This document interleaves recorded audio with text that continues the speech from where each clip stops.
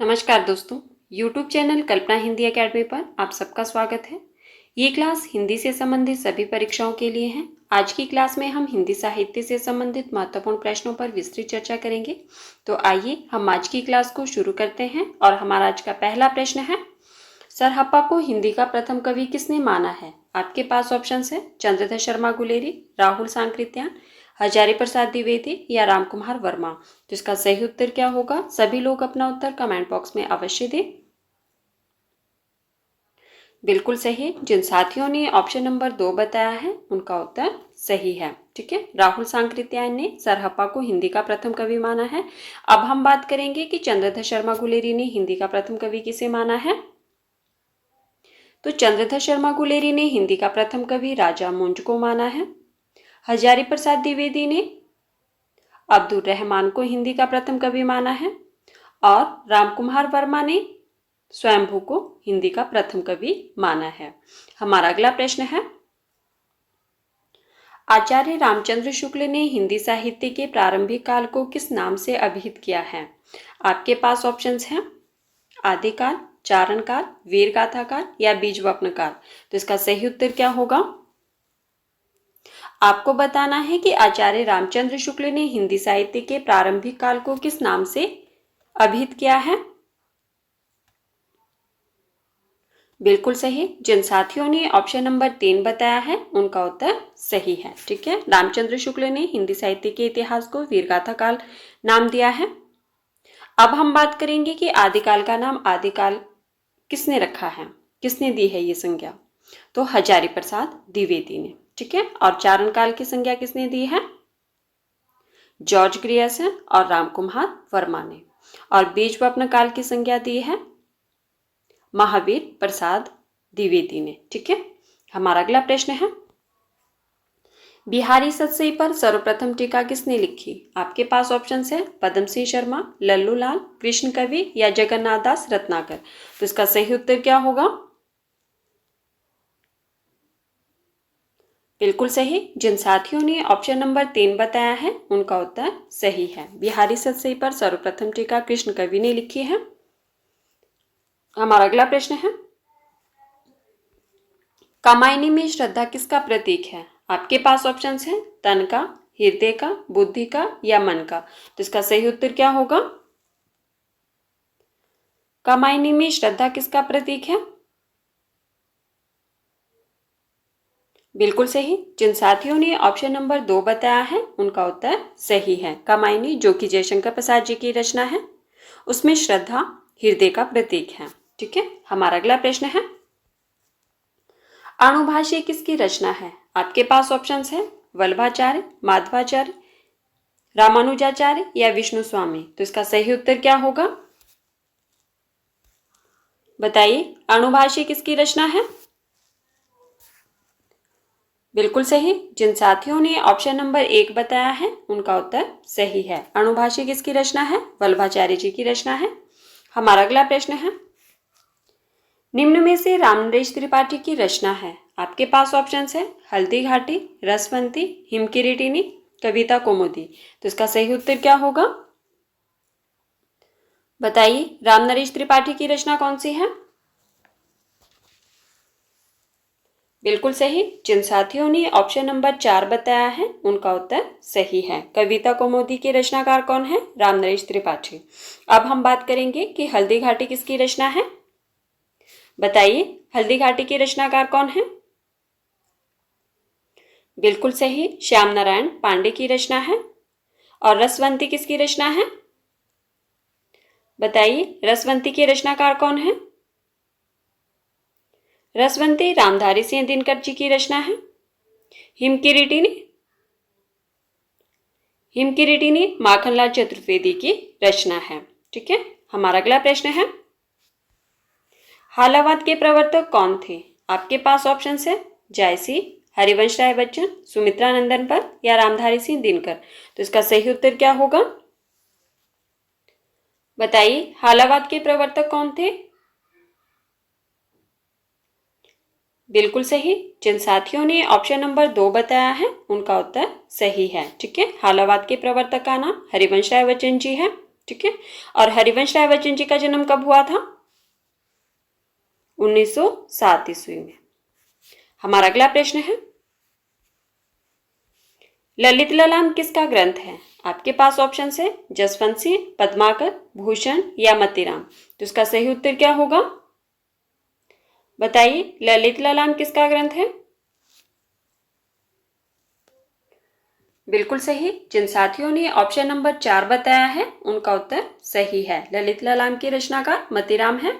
हमारा अगला प्रश्न है, मुड़ मुड़कर देखता हूं किसकी आत्मकथा है? आपके पास ऑप्शन है भीष्म साहनी, राजेंद्र यादव, रविंद्र कालिया या कमलेश्वर। तो इसका सही उत्तर क्या होगा? मुड़ मुड़कर देखता हूं आत्मविधा की रचना है। आपको बताना है कि इसके रचनाकार कौन है। बिल्कुल सही। जिन साथियों ने ऑप्शन नंबर 2 बताया है उनका उत्तर सही है। मुड़ मुड़कर देखता हूं राजेंद्र यादव की आत्मकथा है। हमारा अगला प्रश्न है, पद्मावत के अनुच्छेदों का नाम है। आपके पास ऑप्शन है सर्ग, कांड, खंड या अंक। तो इसका सही उत्तर क्या होगा? पद्मावत, सबसे पहले आप मुझे ये बताइए किसकी रचना है ये? बिल्कुल सही। पद्मावत जो है वो मलिक मोहम्मद जैसी की रचना है। अब बताइए, जिसमें अनुच्छेद है उनका नाम क्या है? सर्ग में है ये, या कांड में, या खंड में, या अंक में? बिल्कुल सही। जिन साथियों ने ऑप्शन नंबर 3 बताया है उनका उत्तर सही है। पद्मावत के अनुच्छेदों का नाम खंड है। आप जानते हैं कि इसमें कुल कितने खंड है? 57 खंड है। और कई बार इसका अलंकार भी पूछा जाता है। प्रिय अलंकार कौन सा है? तो उत्प्रेक्षा। ठीक है, इस बात का ध्यान रखना है आपको। हमारा अगला प्रश्न है, ये आपके पास पंक्ति दी गई है, लोग है लागी कवित बनावत, मोहि तुम मोरे कवित बनावत। प्रस्तुत पंक्ति की रचयिता कौन है?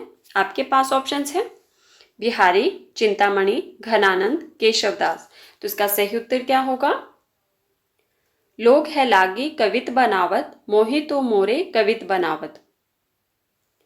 बताइए किसकी पंक्ति है ये? बिल्कुल सही। जिन साथियों ने ऑप्शन नंबर 3 बताया है उनका उत्तर सही है। यह पंक्ति जो है वो घनानंद जी की है। हमारा अगला प्रश्न है, सुजान चरित किसकी रचना है? आपके पास ऑप्शन है ठाकुर, सूदन, बोधा या घनानंद।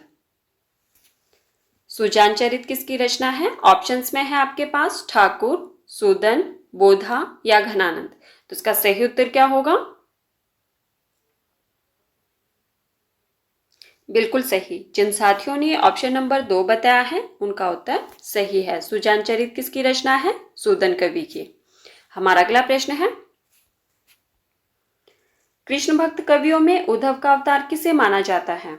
आपके पास ऑप्शंस है वल्लभाचार्य, सूरदास, विठलनाथ या गोविंद स्वामी। तो इसका सही उत्तर क्या होगा? कृष्ण भक्त कवियों में उद्धव का अवतार किसे माना जाता है, इसका चयन करना है आपको। बिल्कुल सही। जिन साथियों ने ऑप्शन नंबर 2 बताया है उनका उत्तर सही है। ठीक है, कृष्ण भक्त कवियों में उद्धव का अवतार सूरदास जी को माना जाता है। हमारा अगला प्रश्न है, वेदिकी हिंसा हिंसा न भवती नाटक के रचयिता कौन है? आपके पास ऑप्शन है भारतेंदु हरिचंद, प्रताप नारायण मिश्र, रामचंद्र शुक्ल या प्रेमचंद। तो इसका सही उत्तर क्या होगा? वेदिकी हिंसा हिंसा न भवती नाटक विधा की रचना है। आपको बताना है किसके रचयिता कौन है। बिल्कुल सही। जिन साथियों ने ऑप्शन नंबर 1 बताया है उनका उत्तर सही है। भारतेंदु हरिश्चंद्र जी का नाटक है ये। हमारा अगला प्रश्न है, शेष कादंबरी के रचयिता हैं। आपके पास ऑप्शंस हैं नरेश मेहता, बाण भट्ट, अलका सरावगी या हजारी प्रसाद द्विवेदी। तो इसका सही उत्तर क्या होगा?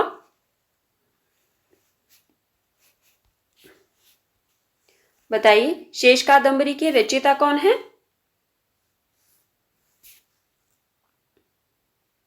बिल्कुल सही। जिन साथियों ने ऑप्शन नंबर 3 बताया है उनका उत्तर सही है। शेष कादंबरी के रचयिता अलका सरावगी है। हमारा अगला प्रश्न है, यह आपके पास पंक्तियां दी गई है, नयन जो देखा कमल सा, निर्मल नीर शरीर, हंसत जो देखा हंस भा दसन जयोति नगहीर। प्रस्तुत पंक्तियों के रचयिता हैं, आपके पास ऑप्शंस हैं तुलसीदास, जयशंकर प्रसाद, जायसी या कबीरदास। तो इसका सही उत्तर क्या होगा, बताइए। नयन जो देखा कमल सा निर्मल नीर शरीर। प्रस्तुत पंक्ति के रचयिता कौन है, बिल्कुल सही। जिन साथियों ने ऑप्शन नंबर 3 बताया है उनका उत्तर सही है, मलिक मोहम्मद जैसी। ठीक है, हमारा अगला प्रश्न है, पल्लव के रचयिता है, आपके पास ऑप्शंस हैं निराला, सुमित्रा नंदन पंत, महादेवी वर्मा या जयशंकर प्रसाद। तो इसका सही उत्तर क्या होगा, बताइए। पल्लव के रचयिता कौन है और साथ में इसका रचना काल भी बताना है आपको।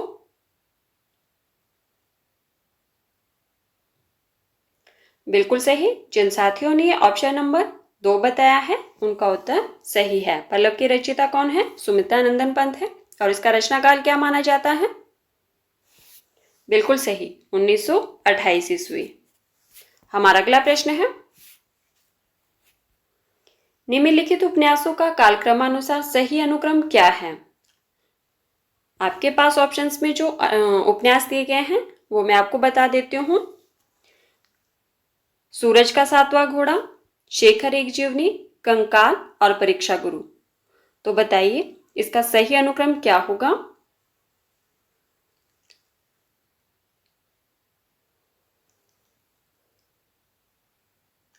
बिल्कुल सही।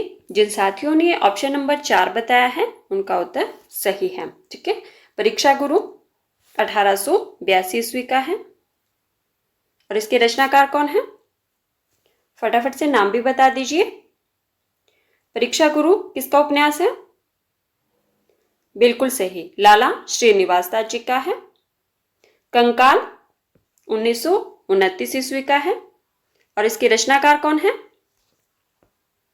बताइए। कंकाल उपन्यास किसका है,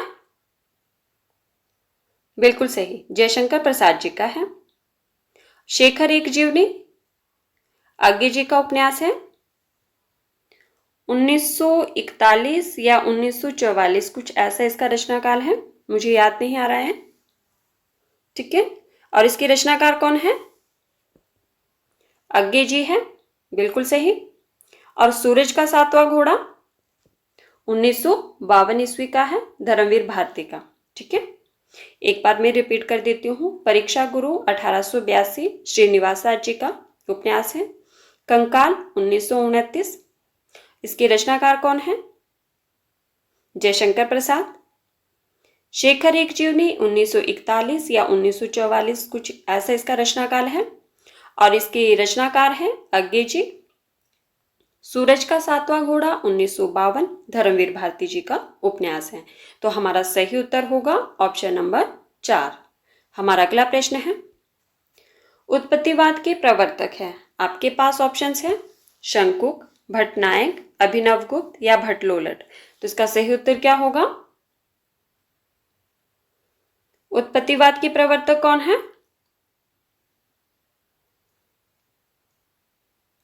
बिल्कुल सही।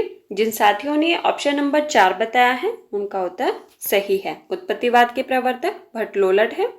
हमारा अगला प्रश्न है, निम्नलिखित में से जैनेंद्र कुमार की कहानी है, आपके पास ऑप्शंस है पंच परमेश्वर, बुद्धू का कांटा, पत्नी या उसने कहा था। तो इसका सही उत्तर क्या होगा, जैनेंद्र कुमार की कहानी कौन सी है।